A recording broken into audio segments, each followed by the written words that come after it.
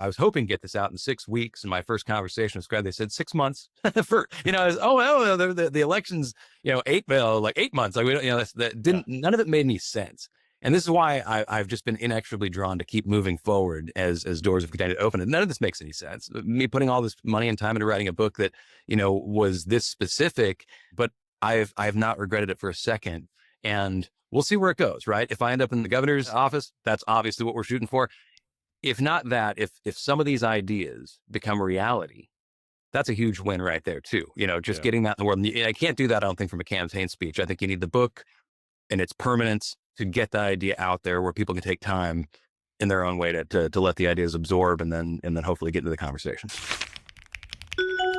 Well, this is a first for me to interview a candidate for governor, let alone of California, the great state of California, where I lived for many years and have many warm and fuzzy feelings. But this is quite a quest you've undertaken. I'm excited to hear more about it. What inspired this run? Well, thank you. Well, first, what part of California were you in? I lived in the Bay Area in San Francisco proper for maybe 7 or 8 years. Perfect. Yeah. My wife and I lived on Sutter and Hyde for the last 7 years before we got pregnant and came out to the burbs, very, stereotypically, as we are now in Walnut Creek, but Bay Area still. To answer your question, yeah, it's a huge undertaking. If you know me and my friends, they go, oh my God. And then they go, well, that tracks.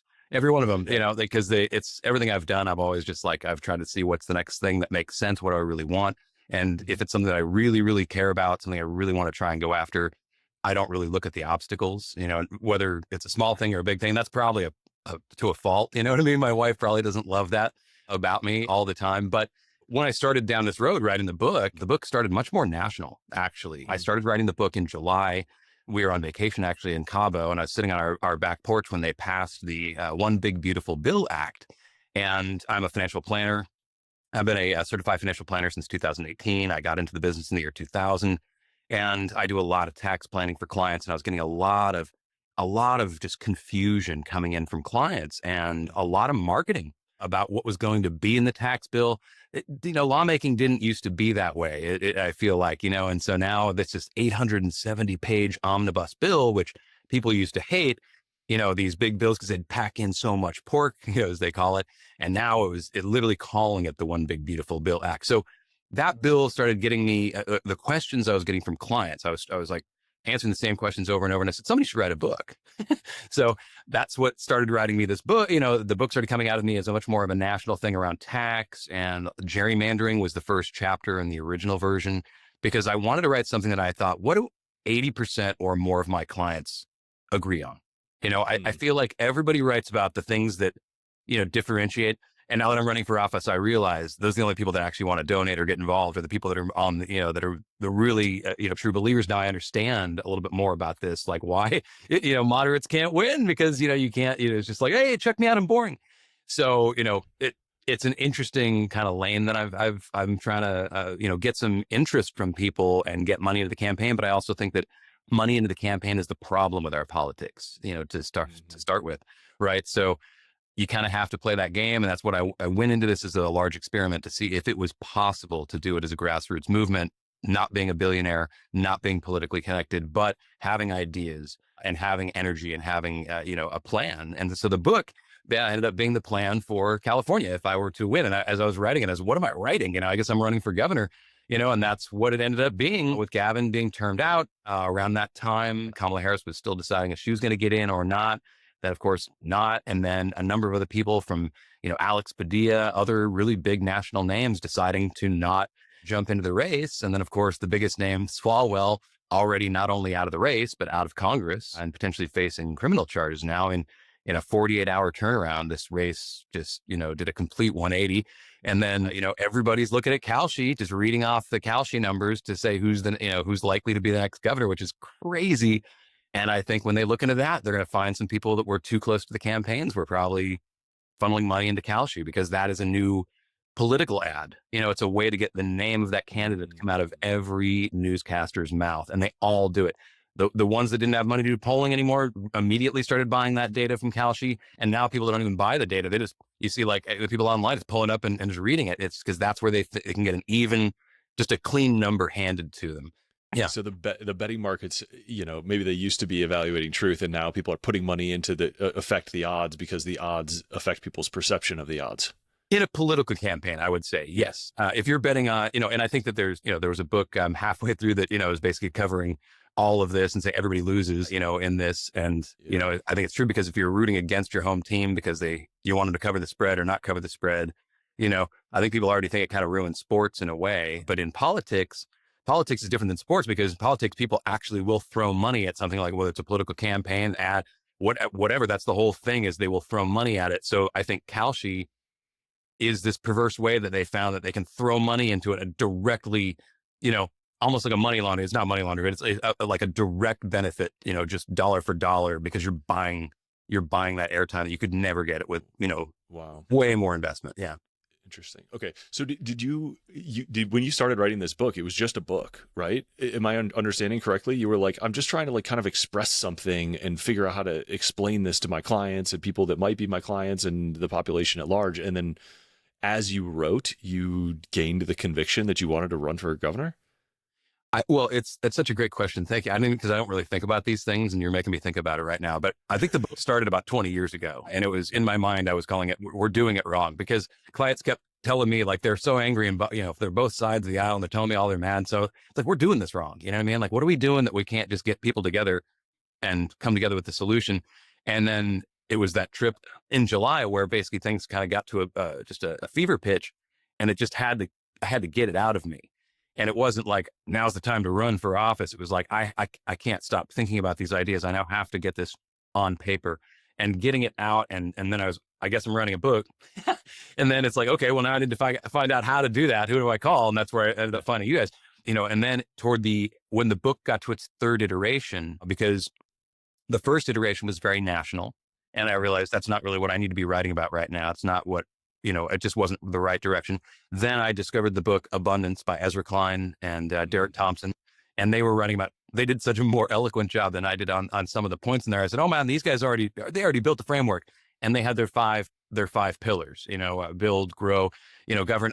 So I just said, they've already done that. I'm just going to give them credit and just kind of, build mine on their framework and then get into my inspiration on each of those. And then what happened was each of the 22 chapters ended up being a specific interlocking plan with other ideas that I've had in the book.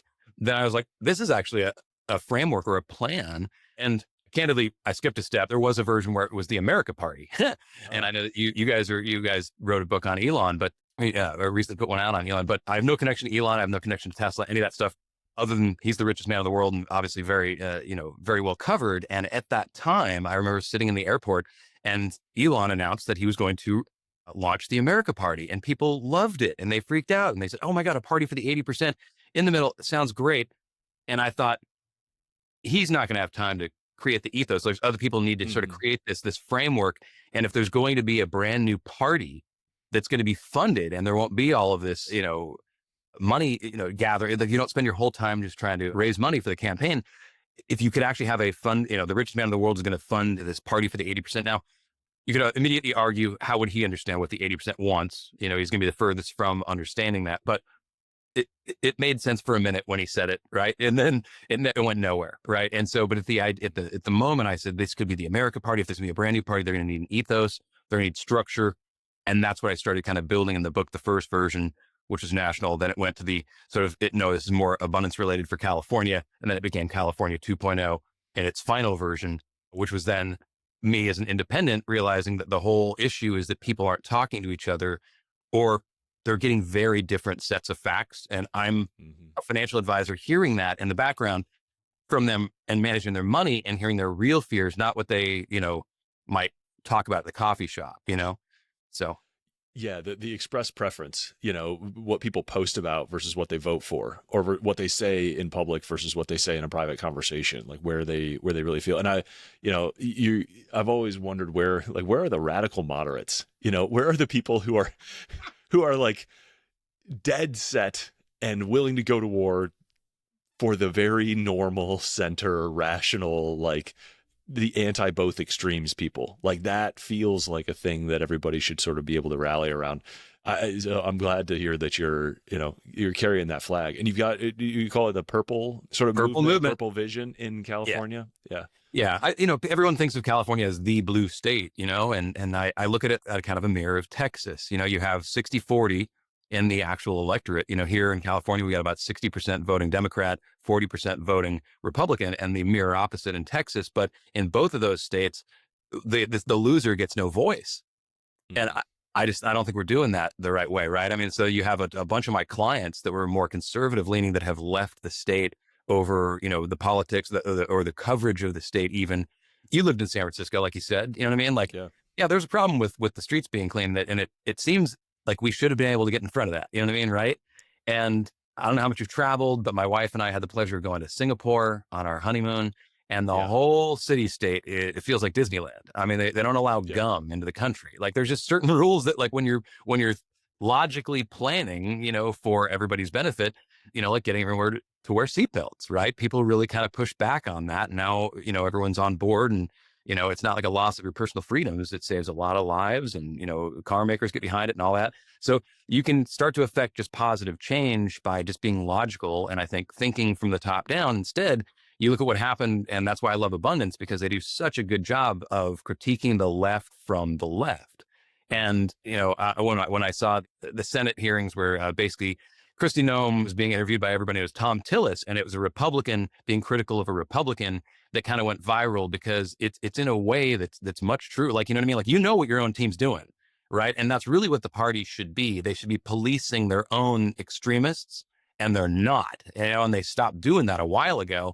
And so it's so refreshing when you see Tom Tillis, be honest, but you're like, why do we have to wait for these guys to retire to hear this level of honesty? You know what I mean? Like, that's why they should have 1-year terms. You know what I mean? Like, or whatever you want to do, or 6, or just, I always thought we should just bring people in like jury duty, right? You get 300 Americans, you're a lawmaker for the next 2 years. Then you go back to being a dentist or whatever it was you were doing before. Yeah. You're in the corruption. Come on. Yeah. Yeah, it's interesting. So how did you find that the book and the campaign are sort of intertwining? Like, this is a really interesting, so many people write books for so many different reasons, but to have one that's sort of a core part, if not a driver of a campaign, is a really unique and interesting thing. The book is giving me some gravitas, hopefully. I'm going to find out pretty soon here, because the way that the timing went with everything, I've just mailed out about 100 of these to key influencers. And I'm just about to start, hopefully, hearing the phone ring. I got a call this morning. A local news station wants to interview me. So I feel like I've got about 5 weeks to kind of go up that influencer ladder. And this has been my goal the whole time. I don't know if I'm going to end up on any debate stage. I'm trying to get on the CNN debate stage. I just mailed a book to both of the moderators of that debate directly. And that's to answer your question, that's the only way that's going to separate me from the other 60 people, basically in this race that would love to gain some traction. So hopefully the book is the thing that can differentiate me. And I would like to be the independent, getting that equal time on stage, because I think like 40% of California now identifies as independent, and so I can't believe there's no independents, up on that stage. And it's time, as you say, for those like sort of, that moderate, middle to start to, flex its muscle. And we could really change a lot across the nation just because it's such a razor thin margin. Now I'm running for governor, which is an executive position in a state, right? But for me, that would allow me to work with our legislators to put blinders on all of our lawmakers. And one of the chapters is about requiring blind trust. And I think that that's the only way we get back to trusting our lawmakers again is by not having to trust them, right? And just making sure that when they go, okay, there's a whole mutual fund that follows Nancy Pelosi's trades. It's perverse, right? But she beats the S&P because of presumably insider information. And apparently all of them do it. It seems very clear all the way up. And to me, that shouldn't even be an option. They should have that money into a blind trust. So they don't even know what they own. Third party, dispassionate, manager being, watched and monitored by the SEC kind of thing for all of that, and then get rid of all of the ability for them to benefit directly off of insider information. Yeah, that seems like everybody agrees with that except the people who have to vote on it. It's a classic, like the Congress is exempt from all the laws that they make for people. And this is, holding people to account is critical. So if the feds won't do it, the states could do it, and we could we could send our lawmakers to Washington, with those blinders on. And then I can't think of any other state that wouldn't follow California's lead after that. Yeah, I would love to see that take off. And that seems like the kind of talking point that, who among the people would have anything to disagree with about that? And, calling people out, asking for leaders within both parties to sort of lead by example and take this moral stand to, not enrich themselves at the cost of the population. What has been maybe surprised you? Like, I love how you described the writing of this book is like, it just like tore out of you, right? It like, just happened. It fell out of you because you've been thinking about it for 20 years. Did anything surprise you in the process of like externalizing all of this? It felt great. I mean, it really did. It was a release to get that out. I mean, like a workout, just, get that sweat going, and it was every night for months after my daughter was asleep. It became my 9 p.m. to 1 a.m. sort of exercise, and I talk in the book, I worked with AI, I don't have the attention span or the editing capability to sit down. I'm an idea guy. I'm a big thinker. I've got a lot of employees that do a lot of the minutia work for me that would just burn me out and just wouldn't get done. Okay. And so that's why I think, it's a fine line between people that are successful, that are, I don't know what I am. I'm a Gen Xer. I'm undiagnosed. Right. So I don't know, but it works for me. You know what I mean? Like I love my daily experience and the book, writing of the book for me. I think probably a lot of people that have a lot of ideas like me also lack the ability to sit down and write and get it out. Right. And so that's why I didn't feel that release as a writer until age 51. Okay. And so that's why in a weird way, I think people are like, oh, AI is going to kill all this creativity. I think it's going to be an enhanced. I tend to look at the glass half full if I can, but I'm hoping it becomes like a crutch to a lot of people that have a book in them and want to get that out and share an idea with the world, but that they need that help. Now, not a lot of people might have like an editor, a real person, they can work with, but not everybody has that to get started and really get rolling. So don't let AI write the book, but yeah, I'm exactly. a huge advocate for you use the best tool for the job. Steve Jobs called the computer the bicycle for the mind. And I think Naval called AI the motorcycle for the mind. Like it just enables you to do a whole different level of things. It unlocks opportunities that might not have been available to people before. There's so much good that comes from that. And yeah, I feel like it's kind of fashionable inside the publishing industry for the more traditional folks to like shame people for using AI or say that it can't do or would never do good human work. And I think that depends on how good the person is who's using it and their bar for quality and how much effort they put in. But I've seen truly great books written with the help of AI and truly crappy ones written by humans. So, it's all in the tools that you use and the quality bar that you hold for yourself. You have a phrase in your book description that I really like, which is that it's for the politically homeless. And I think that's probably, it's been an increasingly common feeling, but I'm curious sort of a lens I always approach books through is like, what transformation is it offering the reader, right? Like who is going to be better off having read it and why? And that's a really clear signal to people for maybe who should read this book. What's the transformation that you're hoping that they go through? Anyone who feels like they were proudly either a Democrat or a Republican and no longer feels that the parties represent them because they feel that the parties have moved to the extremes. And I know so many people that have expressed that that's how they personally feel. And that's who I wrote this book for. So I feel like it's a larger number than people think it is. I think a lot of people are still, clinging to one or the other because they think that's the only option, And so the book is really written for anybody who thinks those are the only options and feels that they've had to vote for the lesser of two evils and is looking for fresh ideas and out of the box ideas and get a conversation started. Yeah. Where are those people coming from? Like, do you have a sense yet of like, are they coming more from the right, more from the left? Like who is sort of coming to this idea, this new purple middle? Chapter by chapter. Yeah, okay. It's that's great too. Like I wrote it. I find most people they're like 4 or 5 chapters I don't like, and I was like, that's great. That means 80% of it we agree on. Let's focus on those. Let's get those done.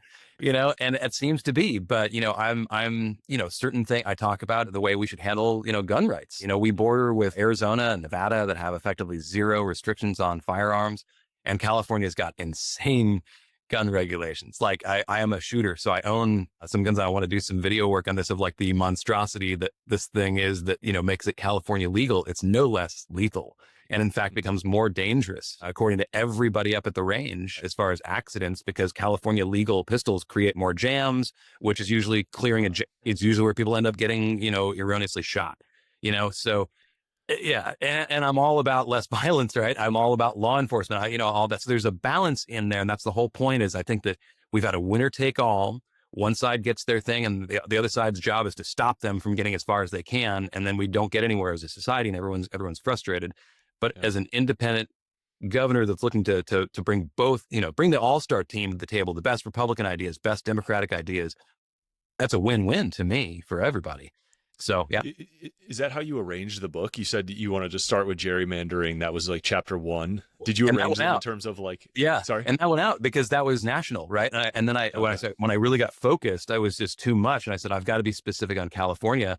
And I do talk about voting on the blockchain, but I should rewrite the larger national book, I guess, but the way that we get rid of gerrymandering tomorrow is through blockchain. Okay. Once people get their head around that, I mean, it's so eloquent. It's so low cost. It gets rid of all of the problems that we have in our, I say it reduces the cost of trust. That's a Gary Gensler quote from the book as well. But it really does. And right now people look at cryptos and they think, fraud and all this stuff, just like when the internet came out. Like if you were on the internet when it first came out, you were a creep. Okay. Yeah. Not anymore, right? I mean, it's running your thermostat, so people need to get their head around what blockchain will do. And for voting, I think is the highest use case for the public. And if you think about it, every state would be one block, would be 1% of the population, rural areas, big block, densely populated areas, small blocks, still 1% each. And then, all of it would be public, all of it pseudonymous, it's you. You see your votes been logged, everybody from anywhere you log in, you can see it's not been changed, altered, lost. And then, boom, 100% democracy. They don't want that.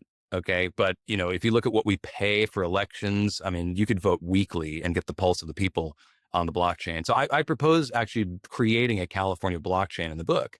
And then hold everything that the state's ever owed you on there. Like every time you get free passes to the state park, you shouldn't be able to lose that. You know what I mean? Yeah. Like it's just on your blockchain, you know what I mean? And just waiting for you to use it. So just try and make it easier for people. Try not to get in their way so much. Yeah. I know the book's only been out a couple of weeks as we're recording this, I think, but I generally like to ask what unexpected good things have resulted from this book being out into the world. What doors have opened? What surprised you? What ways has the world felt smaller? Any of those kind of stories? Well, I've never been on social media, things like that. I don't like that, putting myself out there. I love one-on-one conversations. I don't mind public speaking to a group even, but I just thought it was kind of awkward. Just like, hey, this is me at the store, and like just putting my life out there for everyone to see. And now it's just so ubiquitous. But the book has been that for me is like people who I don't know are texting me or messaging me saying, hey, I really liked your idea. And I'm like, oh, wow. Actually having it out there where I could be, doing something completely different and people are hearing my ideas, at that moment, that's been a wonderful feeling for me. And then a lot of positivity, mostly positivity. You get some bots online or trolls or whatever it is, I'm sure that's the thing that I avoided in the beginning, but every real person that has taken the time to speak with me has been very positive and it started a good conversation. And my goal with all of this was to get people talking again. I think that's our biggest cancer right now is in society is that we are not talking. People are not speaking the same language. They're not getting the same set of facts. And the book, hopefully, like I said, depends on which chapter, people might like the idea. They might not like the idea, but let's talk about it and let me hear your idea so I can refine and get better. Yeah, this is a great, example of like, I would say books is like, how do you scale conversation? How do you scale the intimacy, the trust, the nuance of a deep one-on-one conversation? You can't spend, 6, 8, 10 hours with every potential customer, potential voter, potential, teammate, client, whatever. But you can write a book that gives people that experience of like a deep understanding of who you are, where you're coming from, what you believe, why you believe it, how you think, your background, and the conviction that you have in these ideas. This is a really powerful version of it. I love when people, you're just kind of doing something else, and then you get that message that somebody's like, oh, I just read this, I loved it, I agree, you changed my mind, like that, those kind of things. I gifted this book to somebody who I know would really need it. Like these things can travel in some really interesting ways. I'm curious, going back to kind of, you started letting this book rip out of you. Yeah, there's a million ways to get a book out in the world. How did you arrive at Scribe, and why did you choose us to be your publisher? It was one of my rabbits. It's when I go step to step, and what's the next thing I need to learn to get to this next point in my life, whether it was launching a company, launching another company. This is all new for me, this whole book world. And you guys, Scribe is amazing, so I guess hybrid publishing, I guess is maybe the term, but I didn't know anything about any of that. And I didn't really get a lot of guidance. It was all my online research. And I thought I was hoping to get this out in 6 weeks. In my first conversation with Scribe, they said 6 months for, the elections, 8 months. Like, none of it made any sense. And this is why I've just been inexorably drawn to keep moving forward as doors have continued to open. And none of this makes any sense. Me putting all this money and time into writing a book that, was this specific, but I've not regretted it for a second, because I feel like it's just, and we're in it right now. We got these 5 weeks. This is what this is all about. Okay. And the interest and the conversation that I can start, and we'll see where it goes. Right. If I end up in winning, if I end up in the governor's office, that's obviously what we're shooting for. If not that, if some of these ideas become reality, that's a huge win right there too. Getting that in the world. And I can't do that, I don't think, from a campaign speech. I think you need the book and its permanence, and it's, and the way, to get the idea out there where people can take time in their own way to let the ideas absorb, and then hopefully get into the conversation. Yeah, it's a powerful, as you say, like spreading these ideas and getting them amongst, the citizens. If they agree with it, it'll come up more and more each election, each state, at each level, and hopefully more of these. I totally agree with blockchain voting, agree with like so many of these sort of common sense centrist policies that are just politically difficult to get moving, because it's in no politician's best interest to advocate them, or no career politician's best interest to advocate them. So it does take, somebody sort of comes in with a fresh look and a clear eye, who's willing to kind of put the people first. My traditional closing question here is, what, if you think back to yourself kind of pre-book, you've had this stewing for 20 years, but you haven't yet put pen to paper and said the words to yourself, like, I'm writing this book. What advice do you have for somebody who's in that position, who's sort of teetering on the edge, who's been like thinking about it, or feels a book brewing in them, but has not yet made the leap? Oh boy, I'm certainly not like a seasoned author, and haven't done all of this, but I'll tell you just from my limited experience, just look at all the options. And what I loved about, the hybrid option, I didn't want someone to ghostwrite my book. You know what I mean? I didn't want someone to, I'm not, at that level where I'm the president and just have to get a book out and, I can approve, so, wherever these people are. So if you're like me, where you're not, where money is an option, and it's your own time and all, it's an important thing for you. I really liked the hybrid approach, because I was able to effectively write the book that I wanted to write, but it didn't have to go through the channels that, where basically I was then recognized in the author community. But it's not a blog post either, right? It's not me just throwing my ideas out there, which is what I wanted, just to get this going quickly. And so if you're looking to have a legitimate book that is, as high quality as you're going to get it, this was the path for me. And I think there's a lot of people like me out there that are maybe not, on the, LA Times list or, whatever, but also not just bloggers, and they're looking to spend the time and investment and really put a real high quality book out there. Yeah, there's a world of difference in how you're perceived between a high quality book and a series of blog posts, right? These are like traditionally gate kept mediums, and it just takes a different level of investment and effort to get a really great book out there than a series of blog posts. And I think, as this campaign continues and your career continues to unfold, you're going to see, a lot of returns from this. And hopefully we get to, do another one of these in a year or two, and you've got, even more incredible stories to tell. Well, I think that'll be when the real value will kick in, because like I said, this is my first rodeo, and it's the permanence of the book that I think is the value here. And to your point, I think someone may read it in 6 months, long after the election, and go, wait a minute, this guy's got some good ideas. Like, let's reach out, let's have a discussion. So I'm actually really excited about the long term, but I'm only focused on the next 5 weeks right now. So right now, that's what we're doing. And thank you again for helping me to get the word out. But I couldn't have been happier with my experience with everything, getting the book out there. I'm very pleased with what we finalized and what we put out there. So hopefully everybody reads it now, and then we'll take it from there. Thanks so much for the time. Thank you for coming on and sharing and teaching and leading from the center. Do you have anywhere you'd send people to learn more about you, the campaign, the book? Yeah, campaign website. Thank you so much. It's Henderson for numeral 4 cagov.org. O-R-G. So yeah, Henderson for cagov.org. That's our campaign site. From there, it's a direct link to buy the book, direct link to buy the audio book, which I recorded in my own voice in my studio here. It's about 4.5 hours in total length. In a single day, I could read the whole book to you. You'll have all my ideas but well before the election. So yes, that's the best place to go. Well, thank you so much, Jon. I hope you and everybody who reads this book can help save California from itself and the trajectory that it's on. It's a beautiful place and it needs some change. Thank you for your part in doing that. Thank you so much.